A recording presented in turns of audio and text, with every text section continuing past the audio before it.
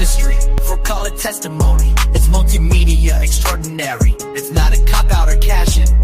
It's comics, music, and fashion. And it's done to spread the news of Lord Jesus' passion. It's Tomorrowz End. It's Tomorrowz End. Shout it now, shout it proud. It's Tomorrowz End. It's Tomorrowz End. Yeah, yeah, yeah, yeah. And it's here today. It's Tomorrowz End. And it's here today. It's Tomorrowz End. Yeah, yeah, yeah, yeah. And it's here today.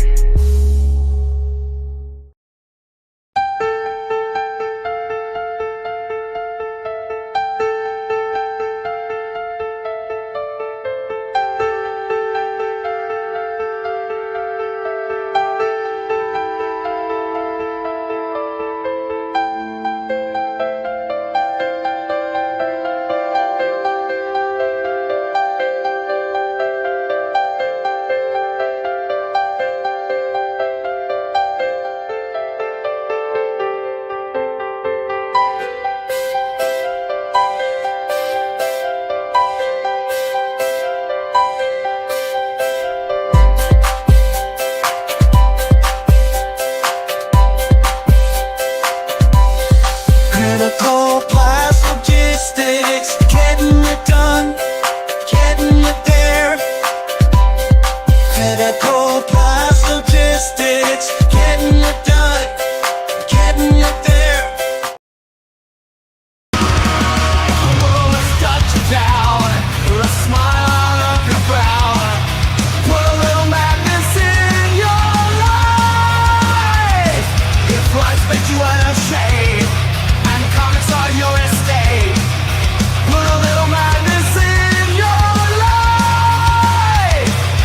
Come give your mind a cleanse.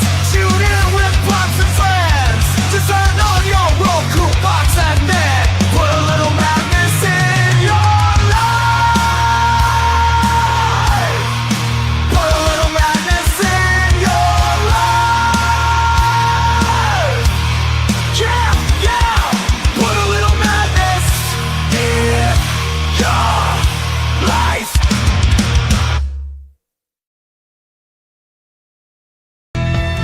Once upon a modern time, in a little cul-de-sac, black characters from myth and rhyme decided to come back. They moved into a cuter house, they bought a boat and car, they got a job, they got a spouse, they're ready to go far. This modern life, with all its strife, is wilder than before. You won't forget the day you met the fables next door. You won't forget the day you met the fables next door.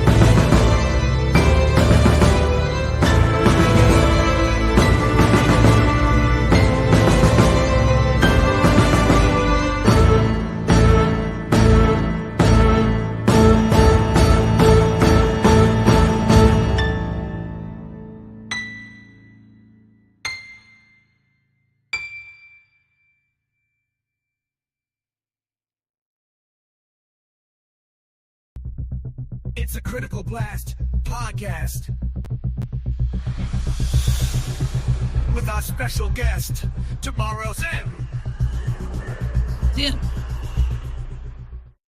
Actually, his name's Nathaniel Bonner, so it's not technically Tomorrow's End. But Nathaniel, welcome to the show, man. Good to see you again. Thank you. Very good to see you, and it's always a pleasure to be here. So thank you again for having me. Always glad to do it. Man, Tomorrow's End.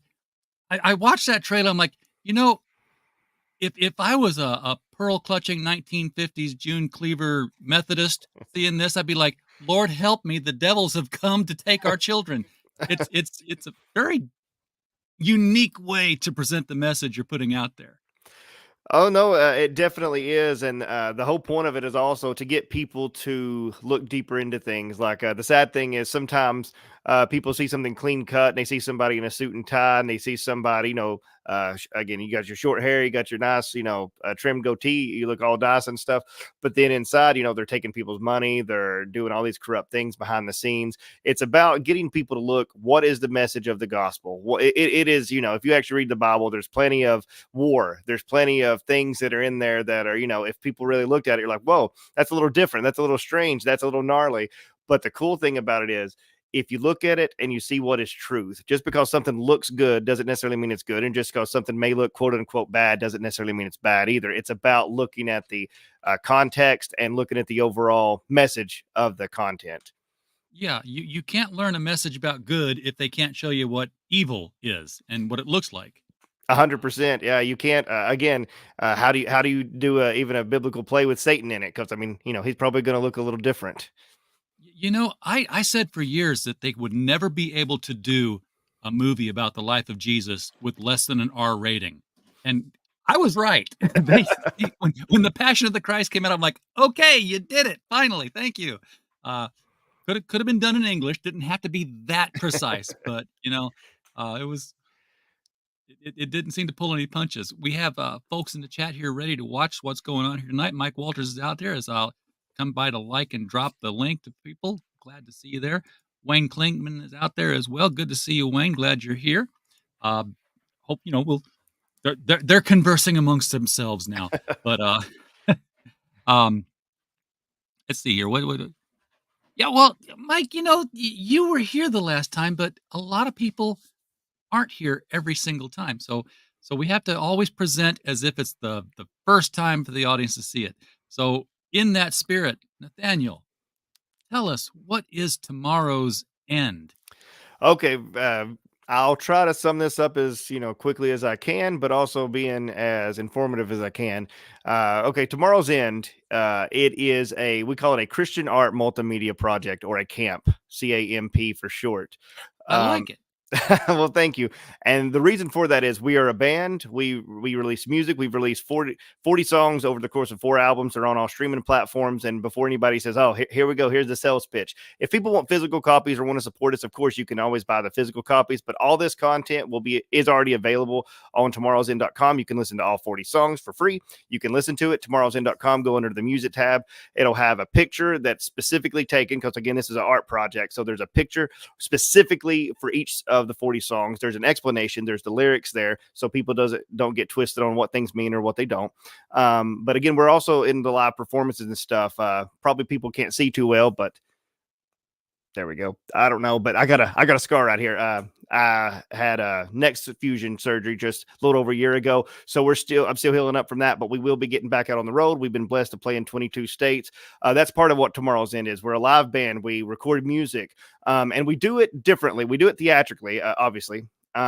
We wear outfits because these characters of XITS and the question mark character appear in all forms of media. We do comics, we do music, we do live performance. We got videos that are backing up the video serial, which is almost complete. It's going to be 21 episodes in the style of the old Republic serials, the cliffhangers of the 30s and 40s.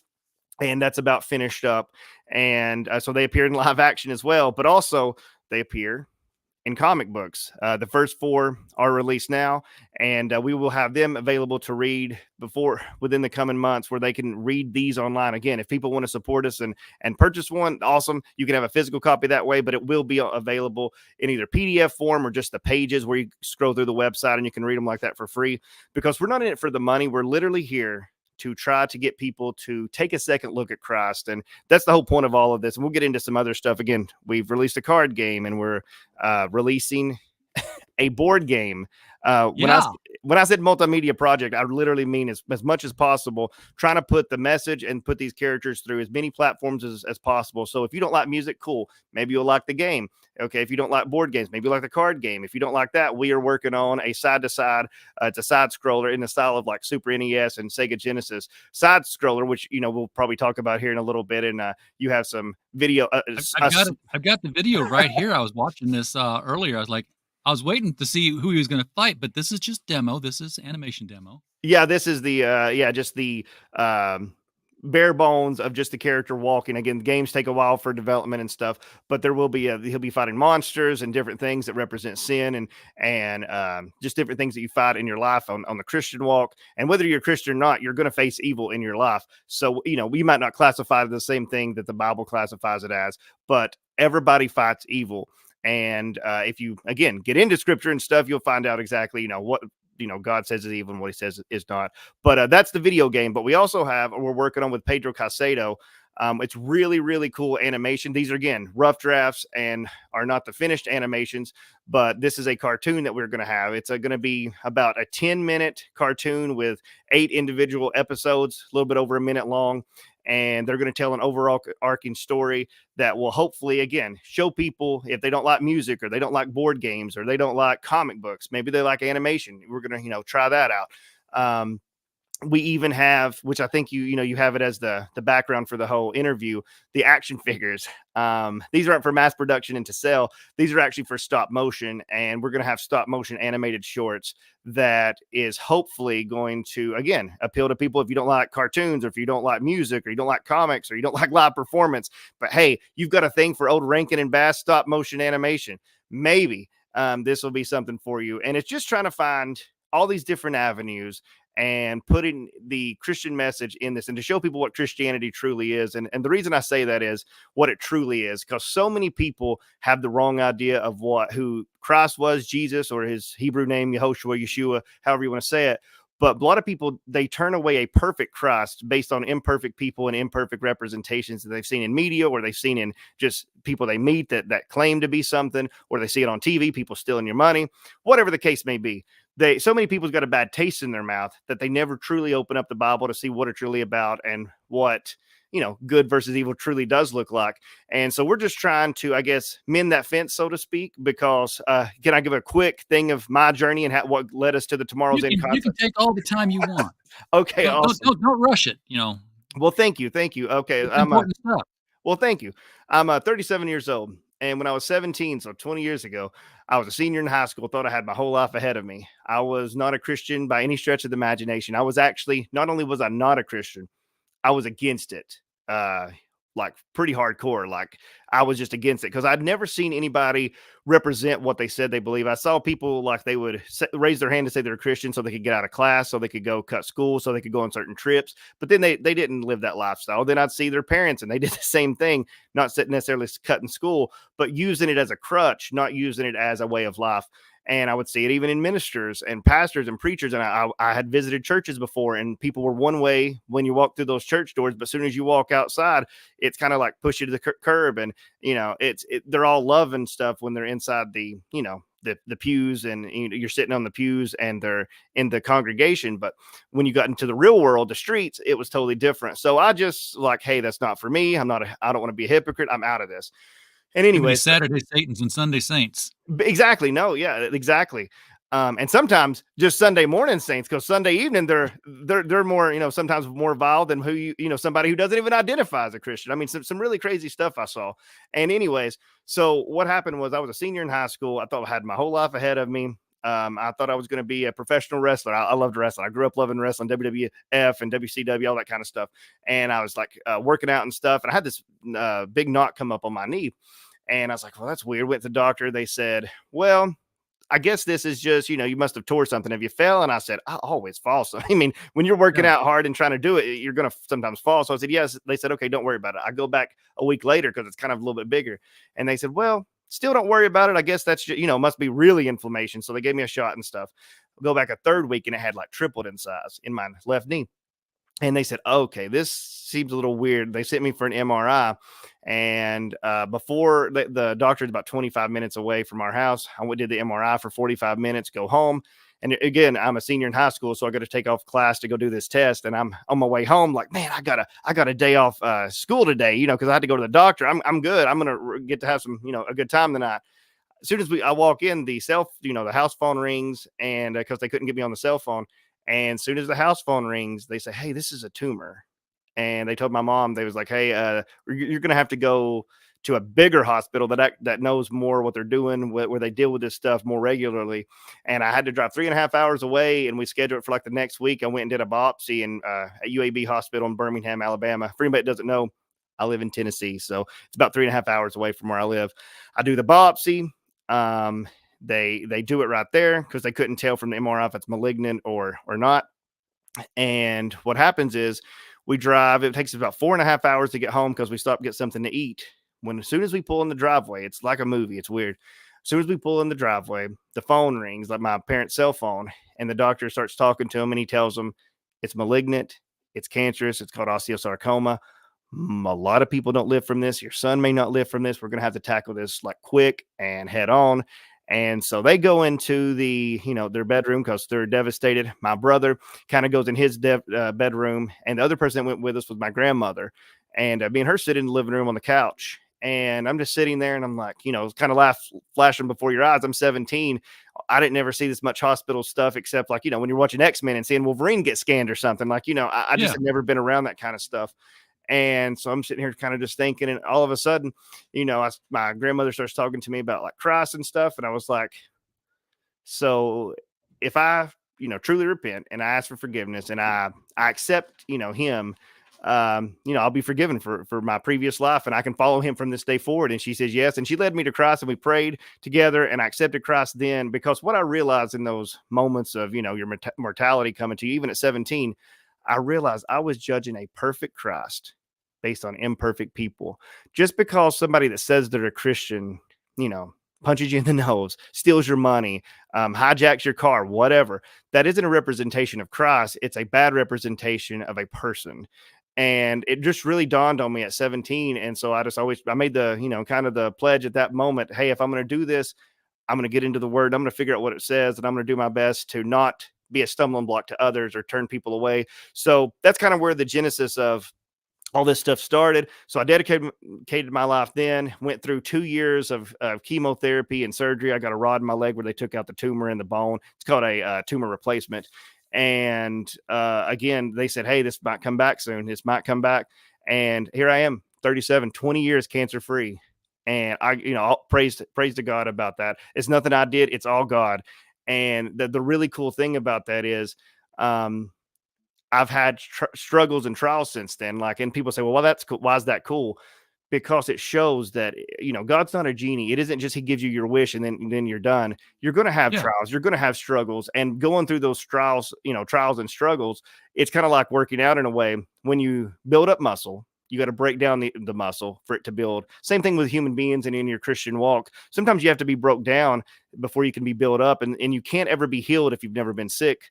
So it's just a really cool way to look at it. And so I've had chemos, for 2 years after that, and I still to this day have issues from the chemotherapy, long lasting. But the awesome thing is I am cancer free, and through these issues that I've had, again, I think we talked about at the front, I had a neck fusion. I've had 9 procedures in the last 2 years, but God has been with me through all of this. And the thing that's really cool about that is every opportunity was a chance to give up or a chance to lean on him and keep on going.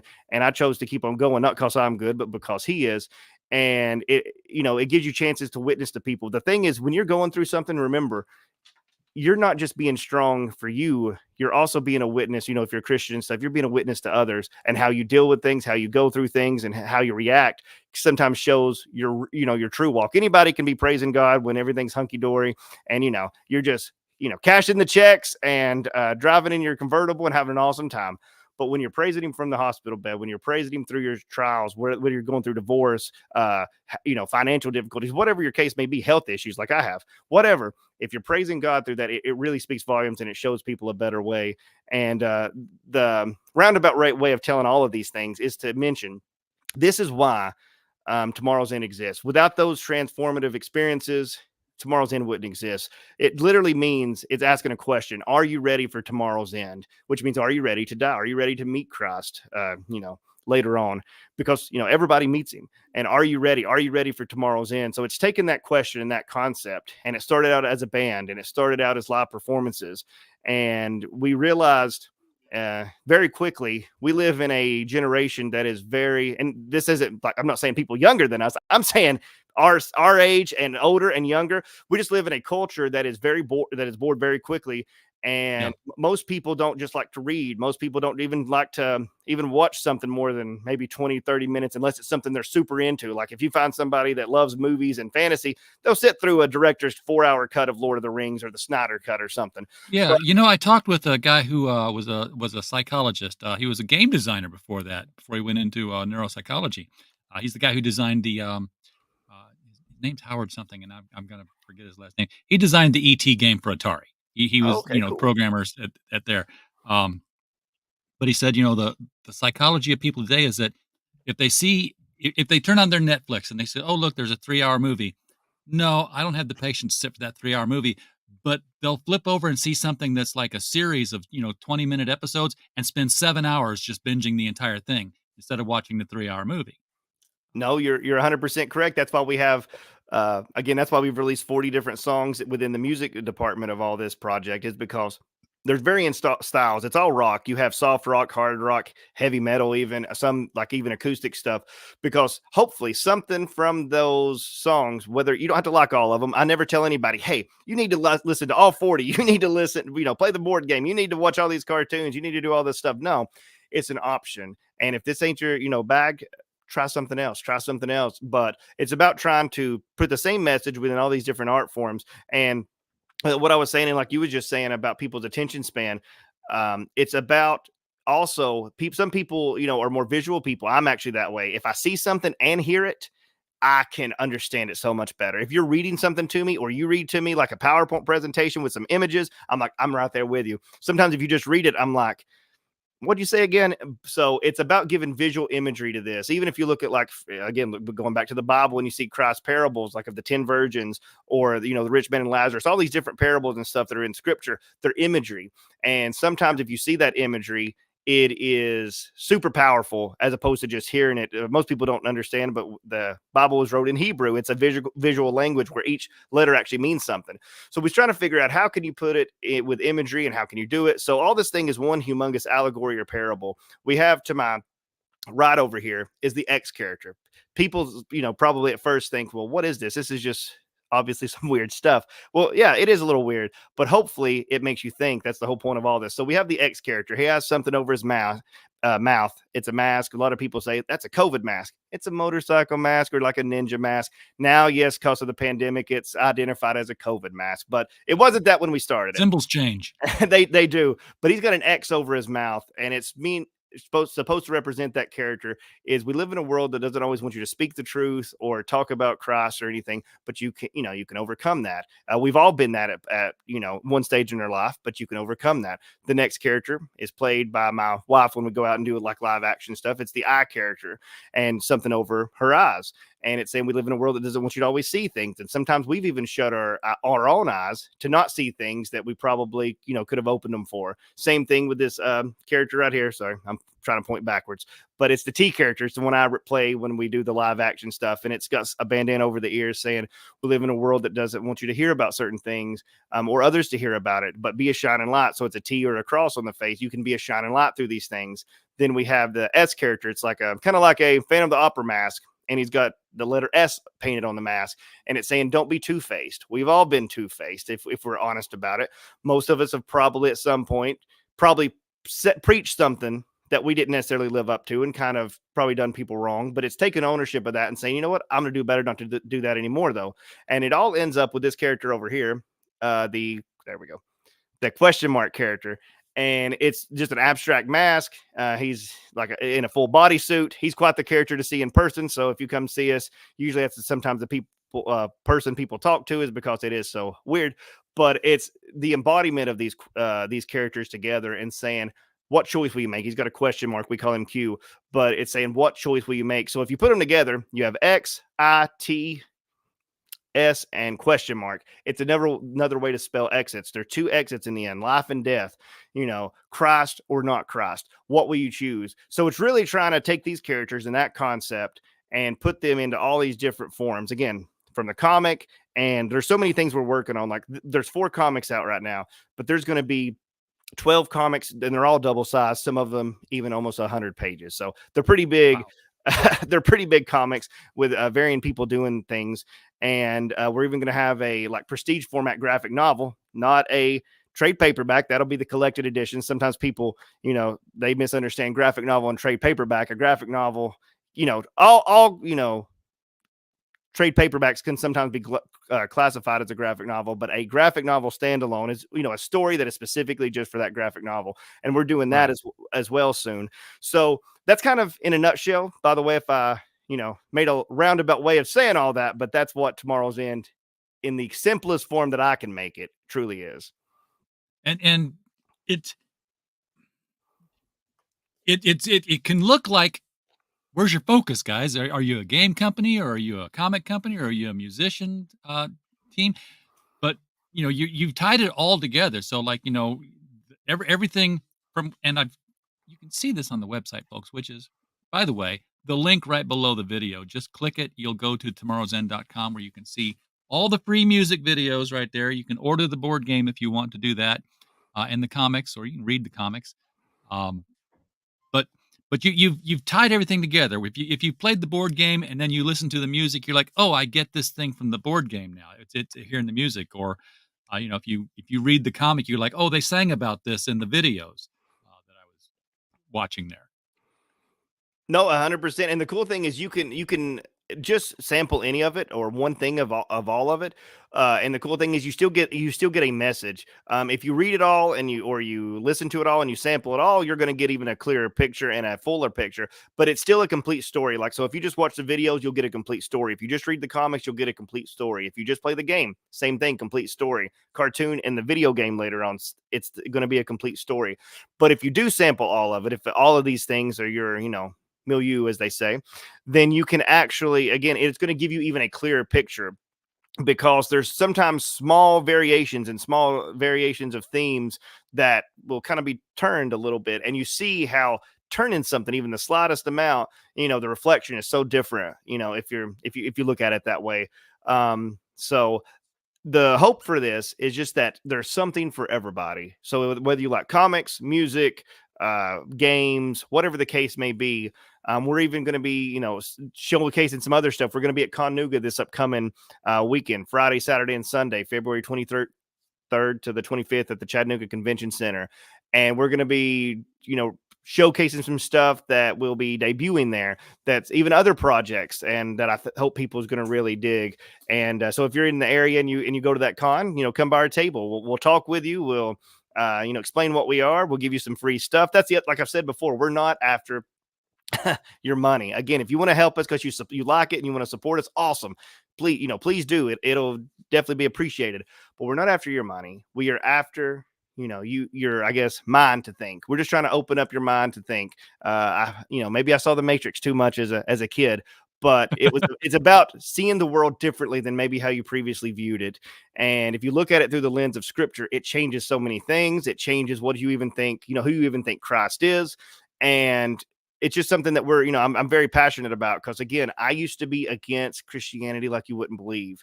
Again, if people knew me at 17, 16, 15, I was a totally different person, not just because I was younger, but because I was judging a perfect Christ on imperfect people. And so, by the way, if you even read this stuff at the face value, it is still good versus evil, but we hope that you get something deeper out of it, if that makes sense. Yeah.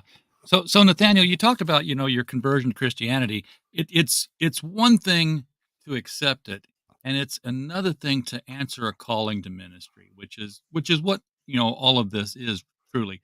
Can you talk about when you realized that was happening and that you were going to follow that path? Man, yeah, it gave me goosebumps because I actually just got asked this the other day by somebody, and it's a really cool question because here's the thing, and I think the pitfall of a lot of people, like I felt it on my heart at 17. To be honest, I was like, you know what, I need to do something. But the cool thing is, God, I really felt like put in me restrictions, not just health wise, but just so many restrictions like on me to where I couldn't be too big for my britches, so to speak, to use a Southern term, but to where you actually have to learn. So if you answer a ministry calling, it isn't just about, believing in Christ and saying, hey, okay, here's the answer now. Because again, that's the answer, but it's about being able to explain it, being able to answer those hard questions, being able to live it. Because I always tell people when we go and do like live performances and we go to do music and we play like live shows, people's like, whoa, that's a cool ministry or whatever. It provided they like it, unless they think it sucks. But I'm saying in general, if they like it, they're like, hey, that's a cool band. That's a neat thing, whatever. They think that that's the ministry. I actually would argue it's not. It's something to get people's attention and to hopefully showcase a message through music and show and a performance. The ministry you do is setting up your equipment. It's tearing down your equipment. It's talking to the people when you're there. It's going to the gas station to fill up with gas before or after. It's about what you do in between those moments that actually shows your witness, that actually shows what you really believe. Because a lot of people can, I can sit here all day long and tell you, hey, I'm an orange. You can probably look at me and say, well, he don't look like a piece of fruit. He looks like he looks like a human. But it doesn't matter what I say if I'm not backing it up with my actions. And so answering a calling, you have to take the responsibility that you're going to do better.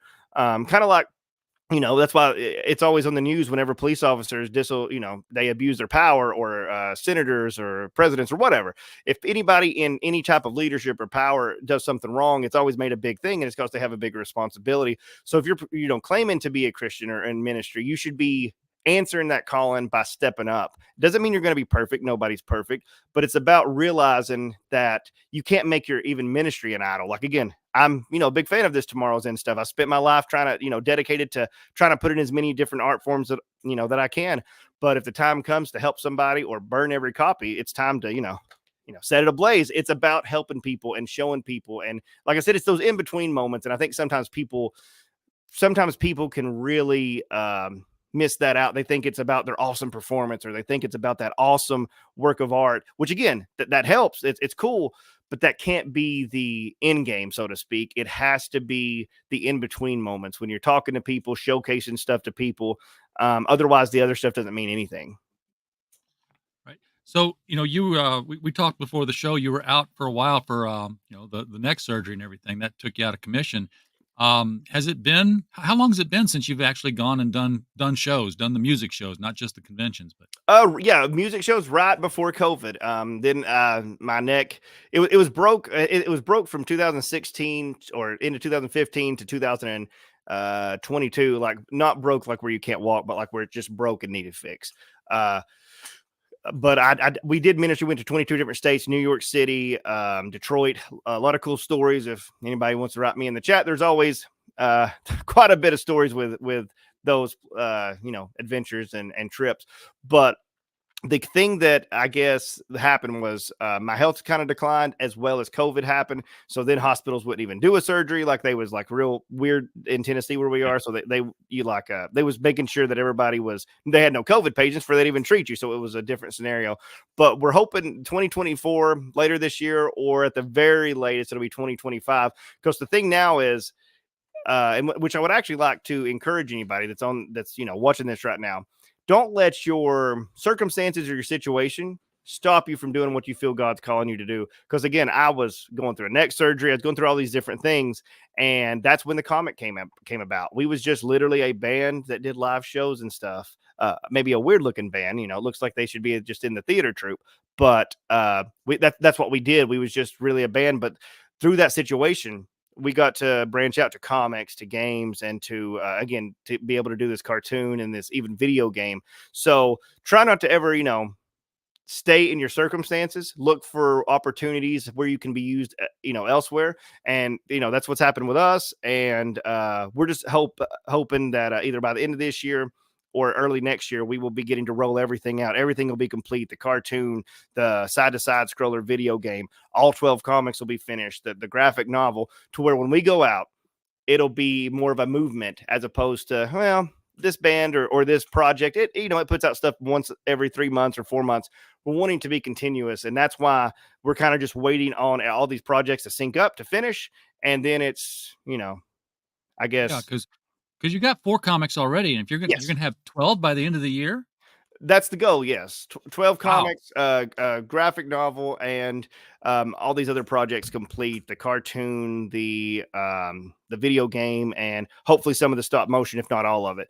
But it's about trying to roll all these things out to where when you go out in front of people and you're playing, because the thing that's going to be different this time around for anybody that saw us previously, it's going to be more of a show. Like, we already had the mask outfits and theatrical music, but it's going to be more of a show. Like, we'll have a little bit of, like, there'll be some pyro, there'll be some smoke, there'll be some a lot of people say smoke and mirrors, but the cool thing is it's not smoke and mirrors with us, because that's just window dressing, so to speak. There's something deeper. There's something to where you can actually look at the lyrics, or you can look at the video that'll be playing behind us. There's going to be layers upon layers to where people can dive into and say, whoa, this is something else. And it's just about trying to give somebody something different. I always tell people we are, Christian art done differently for the different in order to make a difference. And if you're looking for something different, I would always say you won't be disappointed. Now, you didn't ask if if it was something good. You asked, for something different. If you ask for something different, I promise through these projects, it'll be something different for you.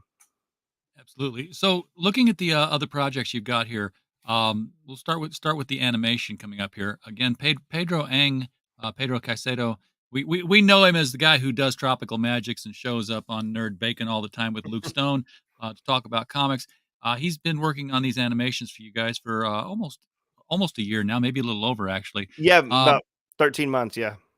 okay, so they're different shorts, but they're interrelated. Is it telling one big story? And can you give us the elevator pitch without spoiling the whole thing? I can, yes. It's going to be 8 different, about minute and a half, maybe minute 20, minute 25, minute and a half shorts, and they all link up kind of like the old serial. Again, I grew up like thinking stuff like that was cool, so that's kind of just baked into my brain, and that's how I did the live action videos, and it's kind of how we're doing the cartoon. But they link up, and like, so the first 5 episodes 1 through 5, is showing how each character becomes that character, how they get their weapon, their power, what they struggle with.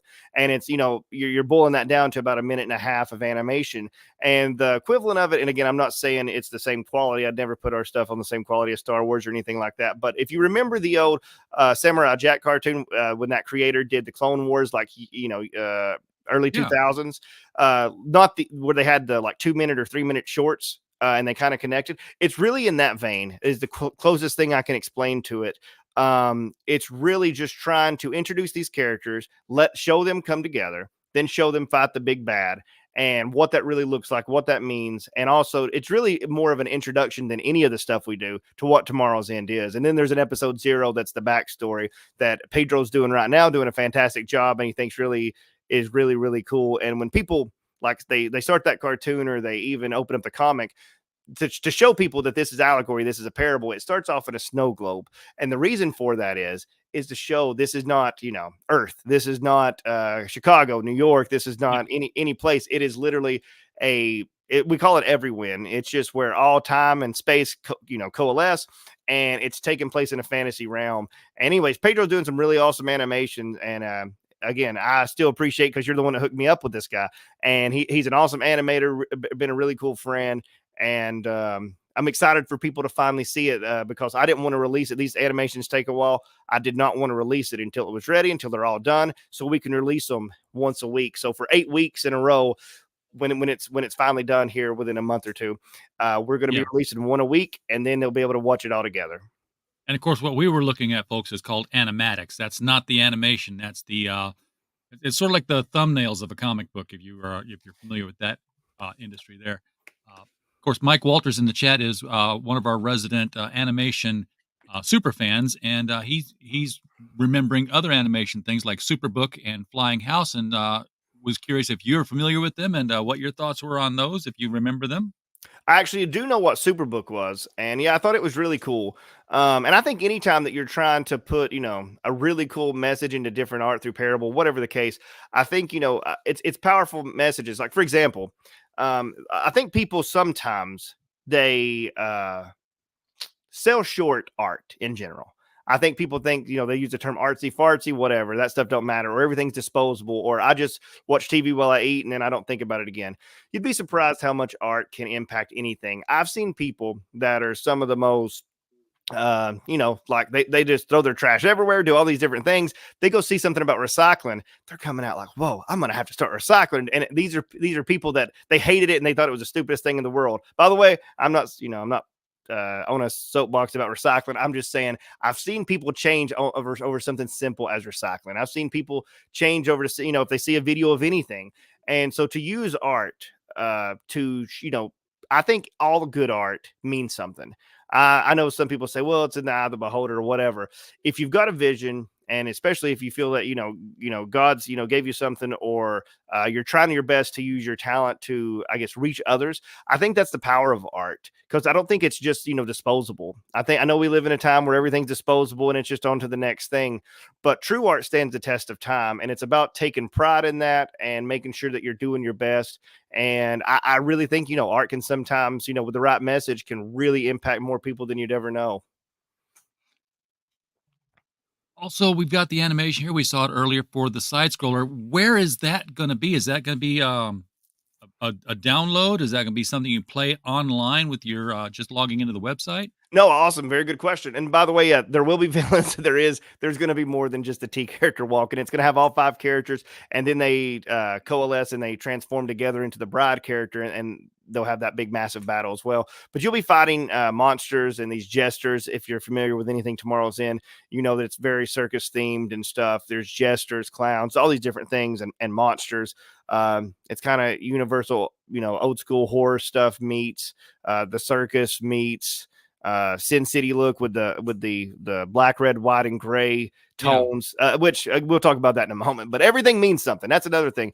It isn't just about one simple thing and saying, oh, that looks cool. If it doesn't matter if it looks cool, if it doesn't mean something. Like I said, art that means something is so much more powerful. But back to your question, the game will be available to play for free, but it'll also be on some sites to download if you want to support us. Again, I always give people the option if they say, hey, I want you to make more of this. Again, we're not rich and we're just self-funded. So if you want more of it, support us. Awesome. But if you just want to play it for free, cool. We're going to provide it for you for free. It'll be either on our website or the link will be on the website. That is kind of a coding issue that we're trying to see through the website that we are, if it's going to allow the direct like playing on there, or if I'm going to just have to post a link and then you can go play it elsewhere. But it will be available either way on the website to either get to it or to play it. But it's going to be every level. It's going to be six levels with 3 stages per level. So it'll take you, it'll be, kind of like Double Dragon. It won't be as intricate as Contra, but then again, what is with all the, destruction that goes on in that game. But it's good. I think it's going to be a really cool experience. And for people that like stuff like that. Yeah, I love a good side scroller game. I mean, my kid had a laundry basket full of these plug and play games, and they were all side scrollers: Batman, Spider-Man, SpongeBob. Yeah, there was a cool Incredible Hulk, and I think Death and Return of Superman when I was growing up. That was really cool. It is ironically, speaking of Death and Return of Superman, it's kind of like that, where you're again on that game, like there's Cyborg Superman, Superboy, Steel, regular Superman. You play as a different character every level, but then at the end, you finally play as Superman, where he's came back from the dead and he fights Doomsday or whatever. And it's kind of in that. And I was going to mention this a while ago also. Captain Planet. Is something I grew up with as a kid. Again, some people say it's lame or don't like it, whatever. As a kid, I thought it was awesome. I was like, man, magic rings. They summon this hero. This is cool. And again, this art that had a message. It made me as a kid. I was fussing at my parents. I said, hey, you can't throw your plastic away there. I said, I've seen on Captain Planet, there's fish that get caught in those, those container things where the 6-pack plastic stuff. And the loops. Yeah, and again, I was a kid. I was in kindergarten, 1st grade, and it had that impact on me. So it's kind of, again, showcasing that art, comics, cartoons, games, whatever you put into your brain, it has an effect on you somewhat anyways. And it's if you could put the right message in it and, a positive message and show people, something bigger than themselves, that's kind of the goal with all of this. So do you sell more on the website, or do you get more interaction at the conventions? I mean, I know you've got the website, but at the convention, that may or may not change whenever we start touring and really get out. But really, I think the biggest thing is people's like, what is this? Because they're like, what is this? And they're kind of waiting for the other shoe to drop, because a lot of people do Kickstarters. And by the way, I'm not against Kickstarters. I'm pro Kickstarter for people. The reason we don't do that way is not because we think it's bad. It's because the way we're doing it and the fact we're using it as a soapbox and as a, Christian message thing. We've seen so many people rip people off, take people's money. If Tomorrow's End goes and does a Kickstarter, people will say it's just another Christian organization trying to, take my money. We're actually putting it up. We're putting the money. We're wanting to give it out for free. We're wanting to. I think that's the reason I mention this is because whenever we go to cons and we say, hey, you can have this, it's free, because we always have free stuff that we give out too. They say, what's the catch? You need my social security number. You need my phone. What's the catch here? I'm like, no, just take it. And then they kind of walk off. And then I think I've seen people open it up, and I've joked with my wife. I'm like, I think they think a tracking device is in it. They just can't understand that it's literally just a gift, just free. And the point of doing that is to show, again, what we're truly about. And also, if you like it and you get something for free, maybe you will support it and buy the other. Or, if you believe in your product and the quality of stuff you're making, you can handle to give out some free stuff, because you're going to hopefully be gaining fans in the process, and, making, I guess. I've heard the same thing from another creator, ironically, Lucifer Storm, who has his comics, and he's like, he said he would go to conventions and he wouldn't make enough to cover the table. Mm-hmm. And then finally he just said, you know what, let's try something new. He had issue number 1 there, and then all the other books, and people just came by. He's like, free comic. They're like, and they were exactly like you said, like, what do you mean free? How much is it? No, it's free. Just take it. And he said the next day of the con, they'd come back, say, hey, I read the comic. Where can I get the rest of them? And he started making, multiples more than his table cost. He started turning a profit, actually. No, people were coming back. And so that's like all the stuff about giving stuff away. Don't think that that's a cost. That's an investment. It truly is. It's advertising, and if you look at it in it's the simplest terms, people pay thousands and sometimes more than multiple thousands for advertising. Whenever you're giving out something free and you're saying, hey, try this product, I believe in it so much, you're gonna take it, and it shows that you're it shows, I think it's kind of good faith in a way. And like you said, people do, if they like it, they read it, they say, where can I get the rest? And then you have a connection with that person too, because you're like, hey, this person gave this to me, as opposed to saying, oh, you're 5 cents short, give that back. And I've seen that at cons too, which I never recommend with anybody.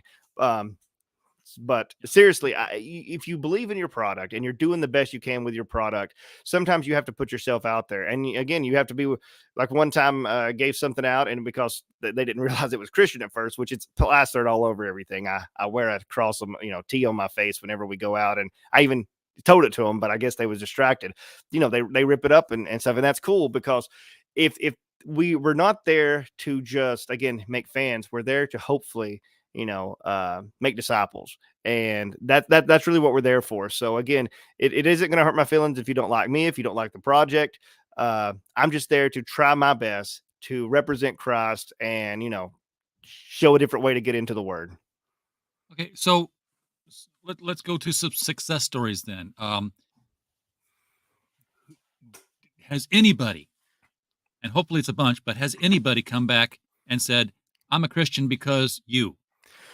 The cool thing about all this, like we do, if people go to the actual the Facebook, and there's going to be a link later on this week, I actually run a home church as well. Like we do it on Saturdays and stuff for people that can make it at 4 p.m. The information will be on the website.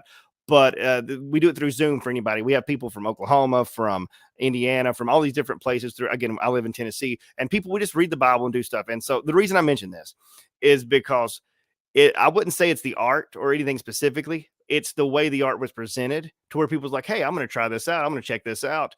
And the cool thing is, yes, we have seen lives changed. We've seen people that were skeptical that was like, man, this is just another scam, another something. And the cool thing is, if you always tell the truth, you don't have to worry about any question. If you don't lie, you don't have to worry about, getting cross-examined and slipping on your words or whatever the case may be. And I think everybody's found out it to be genuine. And I I guess, kind of the practice what you preach stuff. If what you're saying literally you're backing up whenever you look into the Bible together, or somebody has a question or whatever, I think that speaks volumes, as opposed to, again, me telling you something and then you see me doing the exact opposite, later that day. That's not gonna work. But yeah, we have seen some really good fruit from it. And again, you always wish to see more, but I always tell people this: we're not looking for the vast majority. We're looking at people that actually really care. And I think that's important with anything. A lot of times people, and seems to be the evangelist way, at least it is in the South, people once, they'll stand up behind a pulpit and they'll say, boy, is your life horrible? Do you need a new car? Do you need some more money? Do you need help with your finances? Accept Christ and, you'll get everything. And people raise their hand and they are quote unquote converted.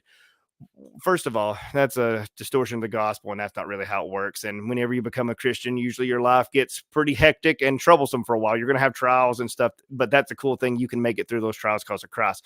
But the thing that we're trying to do is not vast majority of converts, so to speak.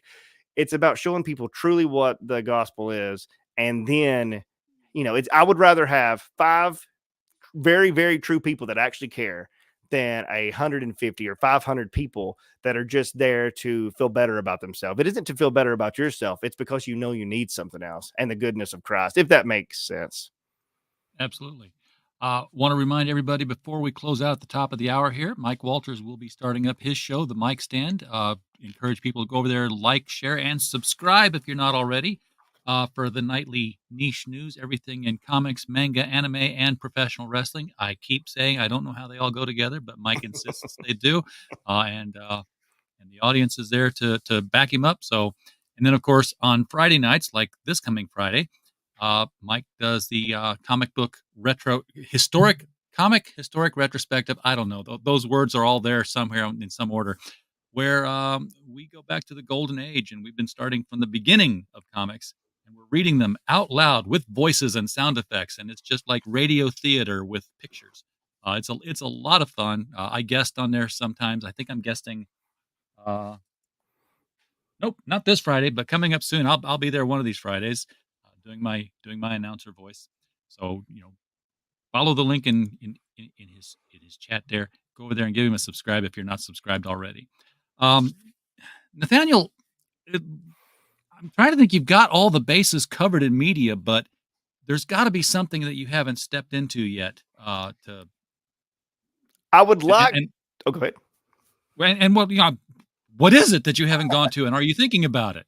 Thinking about a couple of different things. One thing I'd like to do, ironically, you was talking about reading the comics out loud and stuff. It wouldn't be exactly that, but I'm wanting a radio drama, like an Audible and stuff. Like, again, because I'm a big thing for everything like old to a degree, retro. And we have, how you had the Republic movie serials of the 30s and 40s. Most people, don't understand, but before movies, there was radio dramas. That's where a lot of stuff with like the Superman mythos, you had like Lex Luthor, kryptonite, certain really cool things that are important to like the Superman character was created in the radio dramas and stuff, with Bud Collyer doing the voice and all that stuff.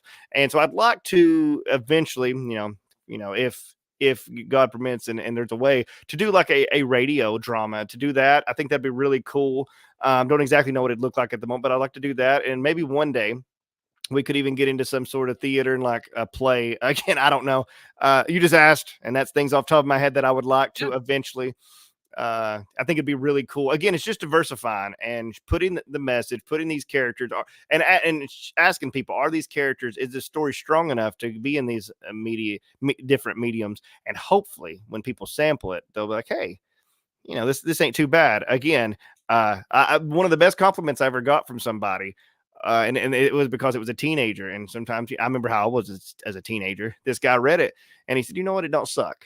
And I said, man, thanks. That means a lot, because it really did. Because he said, hey, it don't suck. And I was like, man, thanks. Because sometimes that is better than somebody saying, oh man, this is awesome. This is awesome. Because that kid, he checked it out and he read like then he read the second one and the third one and the fourth one. And it was all because of his answer in that first, well, it don't suck. And I said, well, thanks. And so that was, that's something I'd like to do. And something else I always want to tell people, I run like the Tomorrow's End stuff, like the Facebook, the .com for the email. If anybody ever has any prayer requests or anything they just want to chat about, I run it. So you can write me anytime. And I think that's something else you asked about, any fruit or any changes through the art. Yes. I think always that I'm willing to talk with people and to truly, like, a lot of people say that, hey man, hit me up anytime. I truly mean it. If you want to talk about some stuff, hit me up. I'll make time. Again, I might have to do it at 2 a.m, whatever, but yeah, I'll make time, and I'd love to meet you. I'd love to talk with you. And, I just try my best to, again, be there for anybody that needs it. Anybody wants to chat. All right. Well, Nathaniel, we've reached the near the top of the hour. Is there anything that you guys are doing we didn't touch on? Anything we didn't cover? We got the cartoon, we got the video game, we got the comics, the music videos, the board game. Okay, the Die of Die. Do you want to go into that for a little bit? I do. Yeah, sure. Okay. So again, from the Christian perspective, there's one way, to eternity with Christ. That's the blood. That's Christ himself. It's the grace the free gift of grace he offers to all of us. We just have to believe, repent, and follow him. And I think that's something missing out in a lot of Christian messages these days. A lot of people just say, believe. It's about following him. If you follow somebody, you're going to look different than you did before. You should be different every day than you was the previous day. Anyways, so the card game. With this, it's a card game. It's very simple, introductory level card game, and it comes with a piece of dice, and we have I don't know if you can see it, but it comes with a piece of dice. We have a song about it. It appears in the comic book. It appears in the videos, all these different things. It says death on 6 sides of this dice. On one side, it says life in red, and it's supposed to represent there's a lot of ways to death, to hell. But there's one way to eternity with Christ, and it's the blood of Christ. It's accepting him as your savior. It's about following him. And so anyways, when you play this game, it factors in with that. And again, there's a song called Die of Die. It's more of kind of a little bit more of a ballad. If people like stuff like that, we also have, it's the very first video. If people go to YouTube and check out the video serial Act 1, it's the very first video. There's snow machines and stuff. So again, if it's kind of what you saw in the teaser trailer where we're playing out in the snow, and everything means something. And the cool thing is it's kind of like an onion, but hopefully, it's also like onions because it's an acquired taste. So the more layers you peel, the stronger it gets, but it's also not for everyone. So an onion, I think, is a pretty good allegory for what Tomorrow's End is. And speaking of everything means something, you've got the color keying here that is specifically always black, white, and red. It's like, Striper was black and yellow. That was always the thing. I'm glad you mentioned that. Yeah. So, black represents always in this stuff. It always in this project, it represents sin. White represents holiness. Red represents the only way, that you can get to holiness, which is through the blood of Christ. And then you have gray, which you see gray tones within all the stuff as well. And that's because sometimes we are all in the gray area where, maybe some people haven't made a choice. Maybe some people think they've made a choice, but they're not living it, whatever the case may be.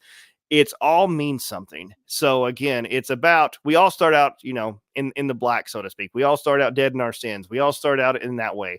But then when you have that blood of Christ and he covers you and you follow him, again, you're eventually made white as snow. And there you go. That's kind of the message of the colors as well. All right. I've already got the Petra coloring song running in the back of my head again. Now I haven't heard that in years. So you know the one I'm talking about. Yeah, I do. All right. Well, Nathaniel, it's been great talking with you.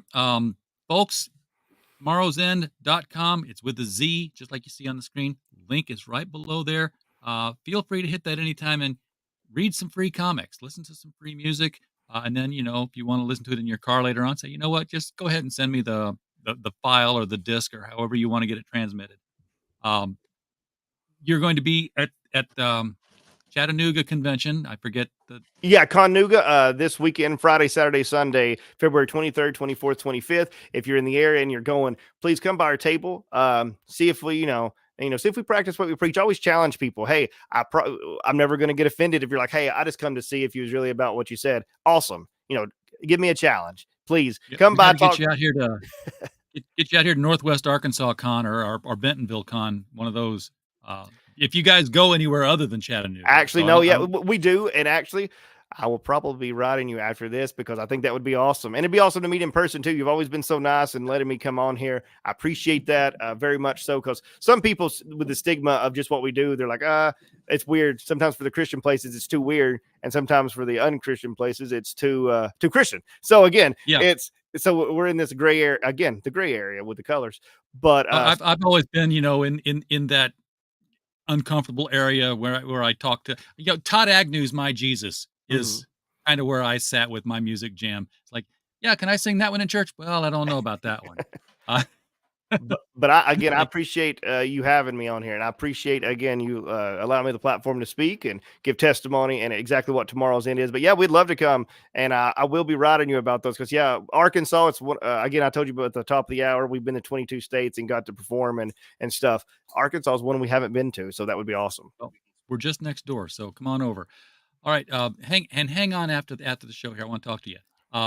Everybody in the chat, thank you so much for being here tonight. We don't have a show without you guys. We're just a podcast falling in the woods, full of sound and fury, signifying nothing, something like that. I mixed some metaphors, jammed some quotes together. It sounds really cool. But we're glad that you were here. And as always, while you were here, we just hope you had a blast. Good night, everybody.